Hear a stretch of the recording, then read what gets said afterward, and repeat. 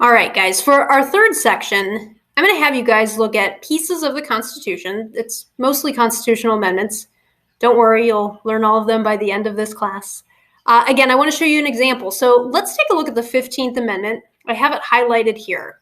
The 15th Amendment states, "The right of citizens of the United States to vote shall not be denied or abridged by the United States or by any state on the account of race, color, or previous conditions of servitude."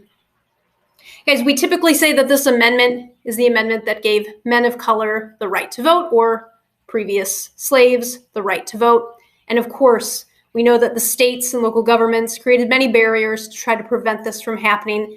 But let's just look at the language of the amendment.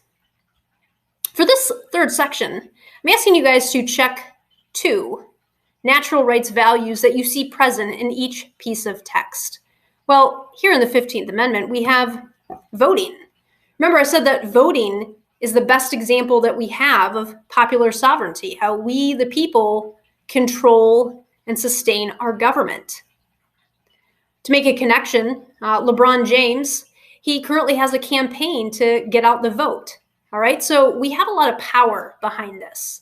And keep in mind, a lot of the things that you vote on happen at the state and local level, and those things really kind of directly impact you quite a lot more than, say, who, for example, our president is at the time. You can also take this piece right here, the right of citizens, right? The right to vote, right? We consider that like an individual right that shouldn't be taken away from us.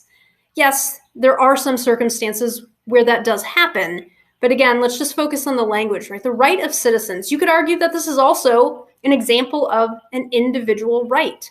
Our individual rights need to be secured through a constitution. And yes, the amendments are additions to our Constitution, still a part of the Constitution, but they're additions to the original Constitution.